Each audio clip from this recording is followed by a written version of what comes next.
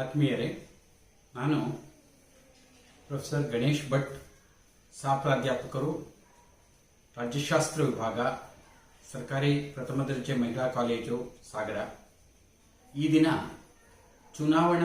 ಭಾರತದ ಚುನಾವಣಾ ಆಯೋಗ, ಅದರ ರಚನೆ, ಅಧಿಕಾರ ಹಾಗೂ ಕಾರ್ಯಗಳ ಬಗ್ಗೆ ವಿವರಣೆಗಳನ್ನು ಈ ವಿಡಿಯೋದಲ್ಲಿ ಕೊಡಲು ಪ್ರಯತ್ನ ಮಾಡ್ತಾ ಇದ್ದೀನಿ. ಭಾರತವು ಒಂದು ಪ್ರಜಾಪ್ರಭುತ್ವ ರಾಷ್ಟ್ರ. ನಮ್ಮ ಪ್ರಜಾಪ್ರಭುತ್ವವು ದೀರ್ಘಕಾಲದಿಂದ ನಡೆದುಕೊಂಡು ಬಂದಿದೆ. ಸ್ವಾತಂತ್ರ್ಯ ಪೂರ್ವದಲ್ಲಿಯೇ ಪ್ರಜಾಪ್ರಭುತ್ವ ಸಂಸ್ಥೆಗಳು ಇದ್ದಂತಹ ನಿದರ್ಶನಗಳು ನಮ್ಮಲ್ಲಿ ಇದೆ. ಸ್ವಾತಂತ್ರ್ಯ ನಂತರ ಪ್ರಜಾಪ್ರಭುತ್ವ ಸಂಸ್ಥೆಗಳು ಮುಂದುವರಿಯುತ್ತಾ ಬರುತ್ತಿರುವುದನ್ನು ಗಮನಿಸುತ್ತೇವೆ. ಚುನಾವಣೆಗಳು ಹಾಗೂ ಪ್ರಜಾಪ್ರಭುತ್ವ ಪರಸ್ಪರ ನಿಕಟ ಸಂಬಂಧವನ್ನು ಹೊಂದಿರುವ ವ್ಯವಸ್ಥೆಗಳಾಗಿವೆ. ಭಾರತ ಸಾರ್ವತ್ರಿಕ ವಯಸ್ಕ ಮತದಾನ ಪದ್ಧತಿಯಲ್ಲಿ ನಂಬಿಕೆಯನ್ನು ಹೊಂದಿರುವ ವ್ಯವಸ್ಥೆಯಾಗಿದೆ. ಭಾರತದ ಚುನಾವಣಾ ವ್ಯವಸ್ಥೆ ಜಗತ್ತಿನಲ್ಲಿಯೇ ಒಂದು ವಿಶಿಷ್ಟವಾದ ಮತ್ತು ಅತ್ಯುತ್ತಮವಾದ ಚುನಾವಣಾ ವ್ಯವಸ್ಥೆ ಎಂಬಂತಹ ಖ್ಯಾತಿಯನ್ನ ಹೊಂದಿದೆ. ನಮ್ಮಲ್ಲಿ ಸ್ವತಂತ್ರವಾದ ಚುನಾವಣಾ ವ್ಯವಸ್ಥೆಯನ್ನ ಜಾರಿಗೆ ತರಲಾಗಿದೆ. ಸಂವಿಧಾನದ ನಿರ್ಮಾಪಕರು ಈ ದೇಶದ ಗಾತ್ರ, ಪ್ರಜಾಪ್ರಭುತ್ವವನ್ನ ಬಲಗೊಳಿಸಬೇಕು ಎನ್ನುವಂತಹ ಆಶಯ, ಜನಸಂಖ್ಯೆ, ಮತದಾರರ ಪ್ರಮಾಣ ಇತ್ಯಾದಿಗಳನ್ನೆಲ್ಲ ಗಮನಿಸಿ ಒಂದು ಶಾಶ್ವತವಾದ ಚುನಾವಣಾ ಆಯೋಗವನ್ನ ರಚನೆ ಮಾಡುವ ಬಗ್ಗೆ ಒಲವನ್ನ ಹೊಂದಿದ್ದರು. ಅದೇ ಬ್ರಿಟನ್ನಂತಹ ದೇಶದಲ್ಲಿ ಅಲ್ಲಿನ ಗೃಹ ಇಲಾಖೆ, ಅಮೆರಿಕದಂತಹ ರಾಷ್ಟ್ರಗಳಲ್ಲಿ ಅಲ್ಲಿನ ಸ್ಟೇಟ್ ಏಜೆನ್ಸಿ ಈ ಕಾರ್ಯವನ್ನ ನಿರ್ವಹಿಸ್ತಾ ಇದೆ. ಆದರೆ ಭಾರತದಲ್ಲಿ ಒಂದು ಸ್ವಾಯತ್ತವಾದ ಚುನಾವಣಾ ಆಯೋಗ ರಚನೆಯಾಗಿರುವಂಥದ್ದು ಈ ರಾಷ್ಟ್ರದ ಹೆಗ್ಗಳಿಕೆ ಮತ್ತು ಒಂದು ಸಕಾರಾತ್ಮಕವಾದ ಅಂಶ. 1950 ಜನವರಿ 25ರಂದು ಭಾರತ ಚುನಾವಣಾ ಆಯೋಗ ರಚನೆಯಾಗಿದೆ. 324ನೆಯ ವಿಧಿಯ ಅನ್ವಯ ಈ ಸಂಸ್ಥೆಯನ್ನ ರಚಿಸಲಾಗಿದೆ. ಚುನಾವಣಾ ಆಯೋಗದಲ್ಲಿ 324ನೆಯ ವಿಧಿ ಚುನಾವಣಾ ಆಯೋಗದ ಬಗ್ಗೆ, ರಚನೆಯ ಬಗ್ಗೆ ಹೇಳುತ್ತೆ. ಈ ದೇಶದ ರಾಷ್ಟ್ರಾಧ್ಯಕ್ಷರು ಚುನಾವಣಾ ಆಯೋಗದ ಮುಖ್ಯಸ್ಥರನ್ನ ಹಾಗೂ ಇತರ ಚುನಾವಣಾ ಆಯುಕ್ತರನ್ನ ನೇಮಕ ಮಾಡಲಿಕ್ಕೆ 324ನೆಯ ವಿಧಿಯಲ್ಲಿ ಅವಕಾಶವನ್ನ ಕಲ್ಪಿಸಿಕೊಡಲಾಗಿದೆ. ಪ್ರಾರಂಭದಲ್ಲಿ ಚುನಾವಣಾ ಆಯೋಗ ಏಕ ವ್ಯಕ್ತಿ ಆಯುಕ್ತರನ್ನ ಹೊಂದಿದ್ದಂತಹ ವ್ಯವಸ್ಥೆಯಾಗಿತ್ತು. 1989ರಲ್ಲಿ ಇದನ್ನ ಬಹುಸಂಖ್ಯೆಯ ಆಯೋಗವನ್ನಾಗಿ ಅಥವಾ ಮಲ್ಟಿ ಮೆಂಬರ್ ಆಯೋಗವನ್ನಾಗಿ ರಚಿಸಲಾಯಿತು. ಪ್ರೊಫೆಸರ್ ಸುಕುಮಾರ್ ಸೇನ್ ಅವರಿಂದ ಹಿಡಿದು ಪ್ರಸ್ತುತ ಸುನಿಲ್ ಅರೋರಾವರೆಗೆ ಸುಮಾರು 23 ಜನ ಚುನಾವಣಾ ಆಯುಕ್ತರು ಈ ಜವಾಬ್ದಾರಿಯುತ ಹುದ್ದೆಯನ್ನ ಭಾರತದಲ್ಲಿ ನಿರ್ವಹಿಸಿರುವುದನ್ನು ನಾವು ಗಮನಿಸ್ತಾ ಇದ್ದೇವೆ. 324ನೆಯ ವಿಧಿ ಚುನಾವಣಾ ಆಯೋಗದ ರಚನೆಯ ಬಗ್ಗೆ ತಿಳಿಸುತ್ತದೆ. 325ನೆಯ ವಿಧಿ ಜಾತಿ, ಮತ, ಧರ್ಮ, ಭಾಷೆ, ಪ್ರಾಂತ್ಯ ಈ ರೀತಿಯ ಯಾವುದೇ ತಾರತಮ್ಯವನ್ನ ಎಣಿಸದೆ ಚುನಾವಣಾ ವ್ಯವಸ್ಥೆಯನ್ನ ನಡೆಸಬೇಕು, ಚುನಾವಣೆಯ ಅಧಿಕಾರವನ್ನ ಕೊಡಬೇಕು ಅನ್ನುವಂತಹ ಮಾತನ್ನ ಹೇಳಿ. ಸಂವಿಧಾನದ ವಿಧಿ 326 ಸಾರ್ವತ್ರಿಕ ವಯಸ್ಕ ಮತದಾನ ಪದ್ಧತಿಯ ಬಗ್ಗೆ ಒಲವನ್ನ ತೋರಿಸಿದೆ ಹಾಗೂ ಅದನ್ನ ರಾಷ್ಟ್ರದಾದ್ಯಂತ ಜಾರಿಗೆ ತರುವಂತಹ ಪ್ರಯತ್ನವನ್ನ ಮಾಡಿದೆ. 327ನೆಯ ವಿಧಿ ಸಂಸತ್ತಿಗೆ ಚುನಾವಣೆಗೆ ಸಂಬಂಧಪಟ್ಟಂತಹ ನಿರ್ಧಾರಗಳನ್ನು ತೆಗೆದುಕೊಳ್ಳಲಿಕ್ಕೆ ಅಧಿಕಾರವನ್ನ ಕೊಡಮಾಡಿ. ಸೊ ಹೀಗೆ ಭಾರತದ ಚುನಾವಣಾ ವ್ಯವಸ್ಥೆ ಒಬ್ಬ ಮುಖ್ಯ ಚುನಾವಣಾ ಆಯುಕ್ತರು ಹಾಗೂ ಇತರ ಆಯುಕ್ತರನ್ನ ಹೊಂದಿದ್ದು, ದೇಶದ ರಾಷ್ಟ್ರಾಧ್ಯಕ್ಷರು ಅವರನ್ನ ನೇಮಕ ಮಾಡ್ತಾರೆ. ಭಾರತದ ಸಂಚಿತ ನಿಧಿಯಿಂದ ಅವರ ವೇತನವನ್ನ ನೀಡಲಾಗುತ್ತೆ. 6 ವರ್ಷಗಳು ಅಥವಾ 65 ವರ್ಷಗಳು ಯಾವುದು ಮೊದಲು ಬರುತ್ತೋ ಅದಕ್ಕನುಗುಣವಾಗಿ ಅವರ ನಿವೃತ್ತಿಯ ವಯಸ್ಸು ಅಥವಾ ಅವರ ನಿವೃತ್ತಿಯ ಕಾಲಾವಧಿ ಇರುತ್ತೆ, ಅಧಿಕಾರಾವಧಿ ಆಗಿರುತ್ತೆ. ನಮ್ಮ ದೇಶದಲ್ಲಿ ಕೇಂದ್ರ ಚುನಾವಣಾ ಆಯೋಗ ಮತ್ತು ರಾಜ್ಯ ಚುನಾವಣಾ ಆಯೋಗ ಎನ್ನುವ 2 ಮುಖ್ಯವಾದ ವ್ಯವಸ್ಥೆಗಳಿವೆ. ಕೇಂದ್ರ ಚುನಾವಣಾ ಆಯೋಗವು ಇಡೀ ದೇಶದ ಚುನಾವಣೆಯ ಜವಾಬ್ದಾರಿಯನ್ನು ನಿರ್ವಹಿಸುತ್ತದೆ. ಮುಖ್ಯವಾಗಿ ರಾಷ್ಟ್ರಾಧ್ಯಕ್ಷರ ಚುನಾವಣೆ, ಉಪರಾಷ್ಟ್ರಾಧ್ಯಕ್ಷರ ಚುನಾವಣೆ, ಲೋಕಸಭೆ, ರಾಜ್ಯಸಭೆ, ರಾಜ್ಯ ವಿಧಾನಸಭೆ, ವಿಧಾನ ಪರಿಷತ್ತುಗಳು ಅಗತ್ಯವಿದ್ದಾಗ ಚುನಾವಣೆಯನ್ನು ನಡೆಸತಕ್ಕಂಥದ್ದು. ಹಾಗೂ ರಾಜ್ಯ ಮಟ್ಟದ ಚುನಾವಣಾ ಆಯೋಗವು ಪ್ರಾದೇಶಿಕ ಚುನಾವಣೆಗಳನ್ನು, ಅಂದರೆ ಸ್ಥಳೀಯ ಚುನಾವಣೆಗಳು, ಮುಖ್ಯವಾಗಿ ಪಂಚಾಯತ್ ಚುನಾವಣೆಗಳು, ನಗರಸಭೆ, ನಗರ ಪಾಲಿಕೆ ಈ ತರದ ಚುನಾವಣೆಗಳನ್ನು ನಡೆಸುವ ಕಾರ್ಯವನ್ನ ರಾಜ್ಯ ಚುನಾವಣಾ ಆಯೋಗ ಮಾಡುತ್ತೆ. ನಾನು ಮುಂದಿನ ಅಂಶದಲ್ಲಿ ಚುನಾವಣಾ ಆಯೋಗದ ಪ್ರಮುಖ ಅಧಿಕಾರ ಮತ್ತು ಕಾರ್ಯಗಳನ್ನು ಪರಿಚಯಿಸಲಿಕ್ಕೆ ಇಷ್ಟಪಡ್ತೇನೆ. ಬಹಳ ಮುಖ್ಯವಾಗಿ ಒಂದು 10 ಕಾರ್ಯಗಳನ್ನ ಚುನಾವಣಾ ಆಯೋಗ ನಿರ್ವಹಣೆ ಮಾಡ್ತಾ ಬಂದಿದೆ. ಮುಖ್ಯವಾಗಿ 1ನೇದು ಮತದಾರರ ಯಾದಿಯ ಸಿದ್ಧತೆ ಮತ್ತು ಪರಿಷ್ಕರಣೆ.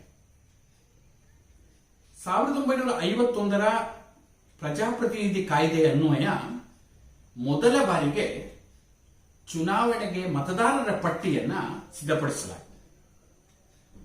ಅಂದು 21 ವರ್ಷ ವಯಸ್ಸಾದ ಎಲ್ಲರಿಗೂ ಮತಾಧಿಕಾರವನ್ನು ಕೊಟ್ಟು ಮತದಾರರ ಪಟ್ಟಿಯನ್ನು ಸಿದ್ಧಪಡಿಸಲಾಗಿದೆ. ತದನಂತರ ಪ್ರತಿ ಚುನಾವಣೆಯ ಪೂರ್ವಭಾವಿಯಾಗಿ, ಪ್ರತಿ ಚುನಾವಣೆಗಿಂತ ಮೊದಲು ಮತದಾರರ ಪಟ್ಟಿಯ ಪರಿಷ್ಕರಣೆಯ ಕಾರ್ಯವನ್ನ ಚುನಾವಣಾ ಆಯೋಗ ಕೈಗೊಂಡು ಬರ್ತಾ ಇದೆ. ಪರಿಷ್ಕರಣಾ ಕಾರ್ಯವು ಸಹಜವಾಗಿ ಯುವ ಮತದಾರರನ್ನ ಪಟ್ಟಿಗೆ ಸೇರ್ಪಡೆ ಮಾಡುವಂಥದ್ದು ಮತ್ತು ಮರಣ ಹೊಂದಿದ ಮತದಾರರನ್ನ ಪಟ್ಟಿಯಿಂದ ಕೈ ಬಿಡತಕ್ಕಂಥದ್ದು, ವರ್ಗಾವಣೆ ಅಥವಾ ಬೇರೆ ಊರಿನಿಂದ ವಲಸೆ ಬಂದಿರತಕ್ಕಂತಹ ಮತದಾರರನ್ನ ಸೇರ್ಪಡೆ ಮಾಡಿಕೊಳ್ತಕ್ಕಂಥದ್ದು, ಈ ರೀತಿಯ ವಿವಾಹ ಅಥವಾ ಇನ್ನಿತರ ಕಾರಣಕ್ಕೆ ಬೇರೆ ಊರುಗಳಿಗೆ ಹೋದಂತಹ ಮತದಾರರನ್ನ ಕೈಯ ಹೆಸರನ್ನ ತೆಗೆದುಹಾಕತಕ್ಕಂಥದ್ದು ಇತ್ಯಾದಿ ಪರಿಷ್ಕರಣೆ ಕಾರ್ಯಗಳು ಚುನಾವಣಾ ಆಯೋಗದ ವ್ಯಾಪ್ತಿಯಲ್ಲಿ ಬರುತ್ತೆ. ಇತ್ತೀಚೆಗಂತೂ ಇದು ನಿರಂತರವಾದ ಕಾರ್ಯಕ್ರಮವಾಗಿ ಮುಂದುವರಿತಾ ಇದೆ. ಯಾವಾಗ ಬೇಕಾದರೂ ಆಗ ನಿರಂತರವಾಗಿ ಮತದಾರರ ಪಟ್ಟಿಗೆ ಹೆಸರನ್ನ ಸೇರಿಸಲಿಕ್ಕೆ ಅವಕಾಶ ಮಾಡಿಕೊಟ್ಟಿರುವುದನ್ನು ನಾವು ಗಮನಿಸ್ತೇವೆ. ಸೊ ಮೊದಲನೇದು ಈ ರೀತಿಯ ಮತದಾರರ ಎಲೆಕ್ಟ್ರಲ್ ರೋಲ್ಸ್ ಅಂತ ನಾವೇನು ಕರೀತೇವೆ, ಇದರ ಪ್ರಿಪರೇಷನ್ ಹಿಂದೆ ಮಾಡಲಾಗಿತ್ತು. ಈಗ ಮಾಡಿಫಿಕೇಶನ್ಸ್ ಏನಿದೆ, ರಿವಿಷನ್ಸ್ ಏನಿದೆ, ಅದನ್ನ ಮಾಡತಕ್ಕಂಥ ಕೆಲಸವನ್ನ ಚುನಾವಣಾ ಆಯೋಗ ಮಾಡ್ತಾ ಇದೆ. ಅದು ಮಾಡತಕ್ಕಂಥ ಪ್ರಮುಖ 1ನೇ ಕಾರ್ಯ. 2ನೇದು ರಾಜಕೀಯ ಪಕ್ಷಗಳಿಗೆ ಮಾನ್ಯತೆ ಕೊಡ್ತಕ್ಕಂಥದ್ದು, ಅವುಗಳಿಗೆ ಚುನಾವಣಾ ಸಂಕೇತ ಅಥವಾ ಚಿಹ್ನೆಗಳನ್ನ ನೀಡ್ತಕ್ಕಂಥದ್ದು. ರಾಜಕೀಯ ಪಕ್ಷಗಳು ಪ್ರಜಾಪ್ರಭುತ್ವದ ಬೆನ್ನೆಲುಬು ಎಂದು ಕರೆಯುತ್ತೇವೆ. ರಾಜಕೀಯ ವ್ಯವಸ್ಥೆ ನಿರಂತರವಾಗಿ ಸಾಗಲಿಕ್ಕೆ ಪ್ರಜಾಪ್ರಭುತ್ವದಲ್ಲಿ ಪಕ್ಷಗಳೇ ಮುಖ್ಯವಾದ ಪಾತ್ರವನ್ನು ವಹಿಸುತ್ತವೆ. ಈ ರಾಜಕೀಯ ಪಕ್ಷಗಳಿಗೆ ಚುನಾವಣೆಯಲ್ಲಿ ಸ್ಪರ್ಧಿಸುವ ಮೊದಲು ಅದರದೇ ಆದಂತಹ ಕೆಲವು ಮಾನದಂಡಗಳನ್ನು ಇಟ್ಟುಕೊಂಡು ರಾಷ್ಟ್ರೀಯ ಪಕ್ಷಗಳು, ಪ್ರಾದೇಶಿಕ ಪಕ್ಷಗಳು, ಸ್ಥಳೀಯ ಪಕ್ಷಗಳು ಈ ರೀತಿಯ ವರ್ಗವಾರುಗಳನ್ನು ರಚನೆ ಮಾಡಿಕೊಂಡು ಅವುಗಳಿಗೆ ಸಂಕೇತಗಳನ್ನು, ಚಿಹ್ನೆಗಳನ್ನು, ಕೆಲವೊಂದು ಮಾನದಂಡಗಳನ್ನು ಇಟ್ಟುಕೊಂಡು ಚುನಾವಣಾ ಆಯೋಗ ನೀಡದು. ಸೊ ಈ ರೀತಿ ರಾಜಕೀಯ ಪಕ್ಷಗಳನ್ನು ನೋಂದಣಿ ಮಾಡಿಸಿಕೊಳ್ಳುವುದು, ಮಾನ್ಯತೆ ನೀಡುವುದು, ಚುನಾವಣೆಯ ಆ ರಾಜಕೀಯ ಪಕ್ಷಗಳಿಗೆ ಚುನಾವಣಾ ಚಿಹ್ನೆಗಳನ್ನು ನೀಡತಕ್ಕಂಥದ್ದು ಚುನಾವಣಾ ಆಯೋಗದ ಇನ್ನೊಂದು ಕಾರ್ಯ. ಈ ಚಿಹ್ನೆಗಳು ಬಹಳ ಮುಖ್ಯವಾದ ಪಾತ್ರವನ್ನ ವಹಿಸ್ತವೆ.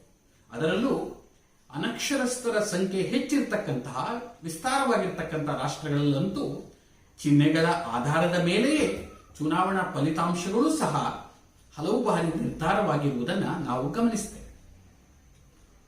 ಚುನಾವಣಾ ಆಯೋಗ ಕೈಗೊಳ್ಳುವ ಇನ್ನೊಂದು ಮುಖ್ಯವಾದ ಕಾರ್ಯ ರಾಜ್ಯದ ಮುಖ್ಯ ಚುನಾವಣಾ ಅಧಿಕಾರಿಗಳ ನೇಮಕ ಮತ್ತು ಅವರ ಕಾರ್ಯನಿರ್ವಹಣೆಗಳನ್ನು ನೋಡಿಕೊಳ್ಳತಕ್ಕಂಥ. ಪ್ರತಿಯೊಂದು ರಾಜ್ಯದ ಚುನಾವಣಾ ಮುಖ್ಯಸ್ಥರನ್ನ ನೇಮಕ ಮಾಡಿಕೊಳ್ತಕ್ಕಂಥದ್ದು ಮತ್ತು ಅವರ ಮೂಲಕ ಇಡೀ ಚುನಾವಣಾ ವ್ಯವಸ್ಥೆಯನ್ನ ಸಕ್ರಿಯವಾಗಿ ನಡೆಸಿಕೊಂಡು ಹೋಗುವ ಹಾಗೆ ನೋಡಿಕೊಳ್ಳುವ ಜವಾಬ್ದಾರಿಯನ್ನು ಚುನಾವಣಾ ಆಯೋಗ ಮಾಡುತ್ತದೆ. ನಾಲ್ಕನೇದು, ರಾಜಕೀಯ ಪಕ್ಷಗಳಿಗೆ ಅಭ್ಯರ್ಥಿಗಳಿಗೆ ಚುನಾವಣಾ ವೆಚ್ಚವನ್ನ ನಿರ್ಧಾರ ಮಾಡುವುದು. ಚುನಾವಣಾ ಆಯೋಗವು ಲೋಕಸಭಾ ಚುನಾವಣೆಗಳಿಗೆ, ವಿಧಾನಸಭಾ ಚುನಾವಣೆಗಳಿಗೆ ಪ್ರತಿಯೊಬ್ಬ ಅಭ್ಯರ್ಥಿ, ಪ್ರತಿಯೊಂದು ರಾಜಕೀಯ ಪಕ್ಷ ಇಂತಿಷ್ಟೇ ಮೊತ್ತದ ಹಣವನ್ನ ಚುನಾವಣಾ ವೆಚ್ಚವಾಗಿ ಖರ್ಚು ಮಾಡಬೇಕು ಎನ್ನುವಂತಹ ಮೊತ್ತವನ್ನು ನಿಗದಿ ಮಾಡುವಂತಹ ಕೆಲಸವನ್ನ ಚುನಾವಣಾ ಆಯೋಗ ಮಾಡ್ತದೆ, ನಿರ್ಬಂಧವನ್ನ ಹೇರ್ತದೆ. ಸೊ ಈ ರೀತಿ ರಾಜಕೀಯ ಪಕ್ಷಗಳು ಅಪರಿಮಿತವಾದ ವೆಚ್ಚವನ್ನ ಮಾಡುವುದಕ್ಕೆ ಕಡಿವಾಣವನ್ನ ಹಾಕುವ ಮೂಲಕ ಚುನಾವಣಾ ವ್ಯವಸ್ಥೆ ಎಲ್ಲರಿಗೂ ನಿಲುಕಬೇಕು ಅನ್ನುವಂತಹ ಆಶಯವನ್ನ, ತಲುಪಬೇಕು ಎನ್ನುವಂತಹ ಆಶಯವನ್ನ ಚುನಾವಣಾ ಆಯೋಗ ಹೊಂದಿದೆ. ಐದನೇದು, ಚುನಾವಣೆಗಳನ್ನ ನಡೆಸುವುದು. ಇದರ ಅಡಿಯಲ್ಲಿ ಹಲವಾರು ಅಂಶಗಳನ್ನು ನಾವು ಪಟ್ಟಿ ಮಾಡಬಹುದು, ತಿಳ್ಕೊಳ್ಬಹುದು. ಬಹಳ ಮುಖ್ಯವಾಗಿ ಚುನಾವಣೆಗಳನ್ನ ಘೋಷಣೆಯನ್ನ ಮಾಡತಕ್ಕಂಥದ್ದು. ನಮ್ಮಲ್ಲಿ 5 ವರ್ಷಗಳಿಗೊಮ್ಮೆ ಚುನಾವಣೆಗಳು ನಡೆಯುತ್ತದೆ. ಸಾಮಾನ್ಯವಾಗಿ ಲೋಯರ್ ಹೌಸಸ್, ಕೆಳಮನೆಗಳಿಗೆ, ಲೋಕಸಭೆಗೆ, ಸ್ಥಳೀಯ ವಿಧಾನಸಭೆಗಳಿಗೆ, ಪ್ರತಿ ರಾಜ್ಯದ ವಿಧಾನಸಭೆಗಳಿಗೆ 5 ವರ್ಷಗಳಿಗೊಮ್ಮೆ ನಡೆಯುವ ಚುನಾವಣೆಯನ್ನು ನಡೆಸತಕ್ಕಂಥದ್ದು. ಕೆಲವೊಂದು ಚುನಾವಣೆಗಳು, ರಾಜ್ಯಸಭೆಯಂತಹ ಚುನಾವಣೆಗಳಿಗೆ 6 ವರ್ಷಗಳಿಗೊಮ್ಮೆ, ಪ್ರತಿ 2 ವರ್ಷಗಳಿಗೊಮ್ಮೆ ಇರುವಂತಹ 1/3 ಸದಸ್ಯರ ನಿವೃತ್ತಿಯ ನಂತರ ನಡೆಯುವಂತಹ ಚುನಾವಣೆಗಳಿರಬಹುದು. ಒಟ್ಟಿನಲ್ಲಿ ಚುನಾವಣೆಗಳ ಅವಧಿ ಮುಗಿಯುವಂತಹ ಸಂದರ್ಭಗಳನ್ನು ಗಮನಿಸಿ ಅದಕ್ಕೆ ಪೂರ್ವಭಾವಿಯಾಗಿ ಚುನಾವಣೆಗಳನ್ನ ಘೋಷಣೆ ಮಾಡತಕ್ಕಂಥದ್ದು. ಅದರಲ್ಲಿಯೂ ವಿಸ್ತಾರವಾದ ನಮ್ಮಂತಹ ರಾಷ್ಟ್ರದಲ್ಲಿ 1 ಹಂತದಲ್ಲಿ, 2 ಹಂತದಲ್ಲಿ, 3 ಹಂತದಲ್ಲಿ ಚುನಾವಣೆ ನಡೆಸಬೇಕೆ? ಉತ್ತರ ಪ್ರದೇಶ, ಬಿಹಾರ್ ಮೊದಲಾದ ರಾಜ್ಯಗಳಲ್ಲಿ 4-5 ಹಂತಗಳಲ್ಲಿ ಚುನಾವಣೆಗಳನ್ನು ನಡೆಸುವಂಥದ್ದು. ನಮ್ಮಂತಹ ರಾಜ್ಯದಲ್ಲಿ 2 ಹಂತದಲ್ಲಿ ಚುನಾವಣೆಗಳನ್ನು ನಡೆಸತಕ್ಕಂಥದ್ದು. ಈ ರೀತಿ ಕ್ಷೇತ್ರವಾರು ಮತದಾರರ ಪ್ರಮಾಣವನ್ನು ಗಮನಿಸಿ ರಾಜ್ಯವಾರು ಚುನಾವಣಾ ಆಯೋಗ ಚುನಾವಣೆಯ ದಿನಾಂಕಗಳನ್ನು ಘೋಷಣೆ ಮಾಡುತ್ತೆ, ಸಮಯವನ್ನು ಘೋಷಣೆ ಮಾಡುತ್ತೆ.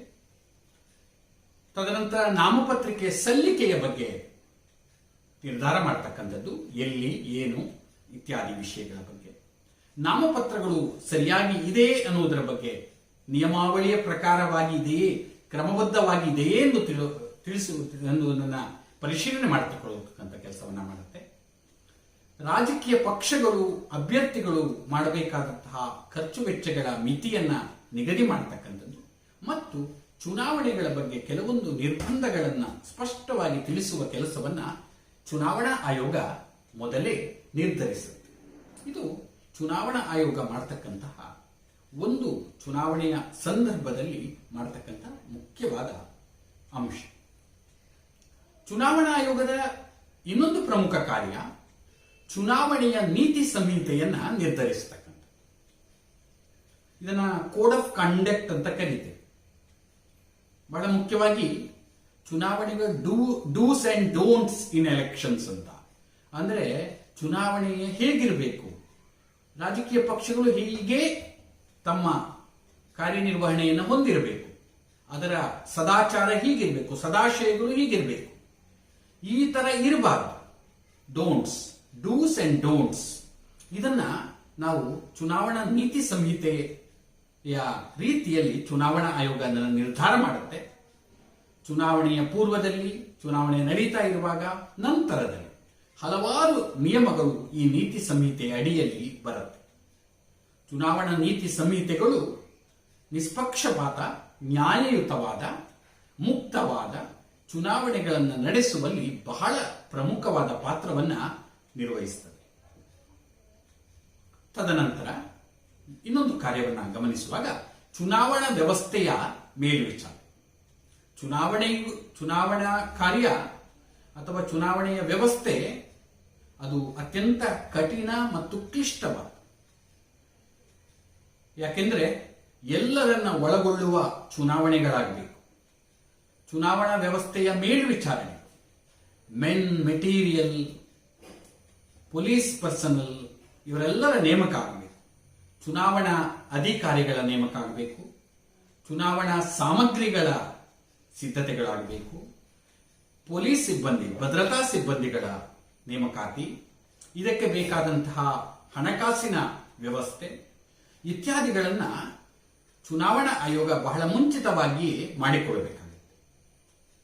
ಇವಿಎಂ ಯಂತ್ರಗಳ ಸಿದ್ಧತೆ, ಮತಪೆಟ್ಟಿಗೆಗಳ ಸಿದ್ಧತೆ ಮತ್ತು ಅದಕ್ಕೆ ಸಂಬಂಧಪಟ್ಟ ಇತರ ಎಲ್ಲ ಚುನಾವಣಾ ಪೂರ್ವಭಾವಿ ತಯಾರಿಯನ್ನ ಚುನಾವಣಾ ಆಯೋಗ ಕೈಗೊಳ್ಳುತ್ತೆ. ಮುಂದಿನ ಅಂಶವಾಗಿ ಚುನಾವಣೆಗಳು ನಡೆದ ನಂತರ, ಚುನಾವಣೆ ನಡೀತಾ ಇರುವಾಗ, ನ್ಯಾಯಯುತವಾದ ಚುನಾವಣೆಗಳು ನಡೆದಾಗ ಅದು ಸಿಂಧುವಾಗ್ತದೆ. ಕೆಲವೊಮ್ಮೆ ತಪ್ಪುಗಳಾದಾಗ, ಚುನಾವಣೆಗಳಲ್ಲಿ ಕೆಲವೊಂದು ಅಹಿತಕರವಾದ ಅಂಶಗಳು ನಡೆದ ಸಂದರ್ಭಗಳು ಉದ್ಭವಿಸಿದಾಗ ಚುನಾವಣೆಯನ್ನು ಮುಂದೂಡತಕ್ಕಂಥದ್ದು ಅಥವಾ ಅದನ್ನ ಪೋಸ್ಟ್ಪೋನ್ ಮಾಡತಕ್ಕಂಥ ಕೆಲಸವನ್ನು ಸಹ ಚುನಾವಣಾ ಆಯೋಗ ನಿರ್ಧಾರವನ್ನ ತೆಗೆದು ಅದಕ್ಕೆ ಸಂಬಂಧಿಸಿದಾಗೆ ವೀಕ್ಷಕರ ನೇಮಕ, ಅವರ ವರದಿಗಳನ್ನು ಆಧರಿಸಿ ಈ ಕೆಲಸವನ್ನ ಸಹ ಮಾಡಲಾಗಿದೆ. ಚುನಾವಣೆಯನ್ನು ನಡೆಸತಕ್ಕಂಥದ್ದು, ತದನಂತರ ಮತಗಳ ಎಣಿಕೆ, ಫಲಿತಾಂಶ ಘೋಷಣೆ ಇತ್ಯಾದಿ ಕಾರ್ಯ. ಇವತ್ತು ಇವಿಎಂ ಯಂತ್ರಗಳ ಬಳಕೆಯನ್ನ ನಾವು ಮಾಡ್ತಾ ಇರೋದ್ರಿಂದ ಎಲೆಕ್ಟ್ರಾನಿಕ್ ವೋಟಿಂಗ್ ಮಿಷಿನ್ಗಳು ಬಂದಿವೆ. ಹಾಗಾಗಿ ಚುನಾವಣಾ ಮತಗಳ ಎಣಿಕೆ ಅತ್ಯಂತ ಸುಲಭವಾಗಿ, ವೇಗವಾಗಿ ಆಗ್ತದೆ. ಸೊ ಮತಗಳ ಎಣಿಕೆಯನ್ನ ಕೈಗೊಳ್ಳತಕ್ಕಂಥದ್ದು, ಹಾಜರಿರತಕ್ಕಂತಹ ರಾಜಕೀಯ ಪಕ್ಷಗಳ ಏಜೆಂಟರ ಸಮ್ಮುಖದಲ್ಲಿ ಮತಗಳ ಎಣಿಕೆಯನ್ನ ನ್ಯಾಯಯುತವಾಗಿ ನಡೆಸತಕ್ಕಂಥದ್ದು, ತದನಂತರ ಫಲಿತಾಂಶಗಳನ್ನು ಘೋಷಣೆ ಮಾಡತಕ್ಕಂಥದ್ದು, ಈ ರೀತಿಯ ಪ್ರಮುಖ ಕಾರ್ಯಗಳನ್ನು ಸಹ ಚುನಾವಣಾ ಆಯೋಗದ ಮುಖ್ಯ ವ್ಯವಸ್ಥಾಪಕರು, ಮುಖ್ಯ ವ್ಯವಸ್ಥೆ ಕೈಗೊಳ್ಳುತ್ತೆ. ತದನಂತರ ಆಯ್ಕೆಯಾದ ಅಭ್ಯರ್ಥಿಗಳ ಪಟ್ಟಿಯನ್ನ ರಾಷ್ಟ್ರ ಮಟ್ಟದಲ್ಲಾದರೆ ಪ್ರೆಸಿಡೆಂಟ್, ಈ ದೇಶದ ರಾಷ್ಟ್ರಾಧ್ಯಕ್ಷರಿಗೆ, ರಾಜ್ಯ ಮಟ್ಟದ ಚುನಾವಣೆಗಳಾಗಿದ್ದರೆ ಈ ರಾಜ್ಯದ ರಾಜ್ಯಪಾಲರುಗಳಿಗೆ ಸಲ್ಲಿಸುವಂತಹ ಕಾರ್ಯ. ಇದಾದ ನಂತರವೇ ಹೊಸ ವಿಧಾನಸಭೆ ಅಥವಾ ಹೊಸ ಲೋಕಸಭೆಗೆ ಅಧಿಸೂಚನೆಯನ್ನ ಈ ರಾಷ್ಟ್ರದ ಸಂವಿಧಾನದ ಮುಖ್ಯಸ್ಥರು ಕೇಂದ್ರ ಮತ್ತು ರಾಜ್ಯಗಳಲ್ಲಿ ಕೈಗೊಳ್ಳುತ್ತಾರೆ. 10ನೇದು ಮತ್ತು ಬಹಳ ಮುಖ್ಯವಾಗಿ ಇವತ್ತಿನ ಸಂದರ್ಭದಲ್ಲಿ ಚುನಾವಣಾ ಸುಧಾರಣೆಗಳನ್ನು ಕೈಗೊಳ್ಳುವ ಬಗ್ಗೆ ಚುನಾವಣಾ ಆಯೋಗ ಕಾರ್ಯಪ್ರವೃತ್ತವಾಗ್ತಾ ಇದೆ. ಅಭ್ಯರ್ಥಿಗಳ ಅರ್ಹತೆ, ಅನರ್ಹತೆಗಳು, ತದನಂತರ ಇತ್ತೀಚಿನ ಸಂದರ್ಭಗಳಲ್ಲಿ election photo ID card, EPIC ಕಾರ್ಡ್ಗಳ ವಿತರಣೆ, ಆ ಮೂಲಕ ವ್ಯವಸ್ಥಿತವಾದ ಚುನಾವಣೆಗಳನ್ನು ನಡೆಸತಕ್ಕಂಥದ್ದು, ನಕಲಿ ಮತದಾನವನ್ನ ತಡೆಗಟ್ಟತಕ್ಕಂಥದ್ದು, ರಾಜಕೀಯ ಪಕ್ಷಗಳು ಸಾಂಸ್ಥಿಕ ಚುನಾವಣೆಗಳನ್ನು ನಡೆಸುವ ಹಾಗೆ ನೋಡಿಕೊಳ್ಳುವುದು, ಇವೇ ಮೊದಲಾದ 10 ಹಲವು ಜವಾಬ್ದಾರಿಯುತ ಕಾರ್ಯಗಳನ್ನು ಭಾರತದ ಚುನಾವಣಾ ಆಯೋಗ ನಿರ್ವಹಿಸಿಕೊಂಡು ಬರ್ತಾ ಇದೆ. ಜಗತ್ತಿನ ಅತ್ಯಂತ ವಿಸ್ತಾರವಾದ ಪ್ರಜಾಪ್ರಭುತ್ವ ರಾಷ್ಟ್ರವಾದ ಭಾರತದಲ್ಲಿ ಚುನಾವಣಾ ಆಯೋಗವು ಗಮನಾರ್ಹವಾದ ಕಾರ್ಯಗಳನ್ನು ಇತ್ತೀಚಿನ ದಶಕಗಳಲ್ಲಿ ಮಾಡ್ತಾ ಬಂದಿದೆ. ಚುನಾವಣಾ ಆಯೋಗದ ಕಾರ್ಯವೈಖರಿಯನ್ನ ಪಾಶ್ಚಿಮಾತ್ಯ ರಾಷ್ಟ್ರಗಳು ಅವಲೋಕನ ಮಾಡುವ, ಅಧ್ಯಯನ ಮಾಡುವ ಮೂಲಕ ನಮ್ಮ ದೇಶದ ಪ್ರಜಾಪ್ರಭುತ್ವವನ್ನ ಶ್ಲಾಘಿಸಿರುವುದನ್ನು ಸಹ ನಾವು ಈ ಸಂದರ್ಭದಲ್ಲಿ ಗಮನಿಸಬಹುದು. ಹೀಗೆ ಭಾರತದ ಚುನಾವಣಾ ಆಯೋಗದ ರಚನೆ, ಚುನಾವಣಾ ಆಯೋಗದ ಬಹಳ ಮುಖ್ಯವಾಗಿ ಚುನಾವಣಾ ಆಯೋಗದ ಅಧಿಕಾರ ಮತ್ತು ಕಾರ್ಯಗಳ ಬಗ್ಗೆ ಸಂಕ್ಷಿಪ್ತವಾದ ವಿಚಾರಧಾರೆಗಳನ್ನು ನಾನು ಈ ವಿಡಿಯೋದಲ್ಲಿ ಹೇಳುವ ಪ್ರಯತ್ನವನ್ನ ಮಾಡಿದ್ದೇನೆ. ಕೇಳುಗರಿಗೆ ವಂದನೆ.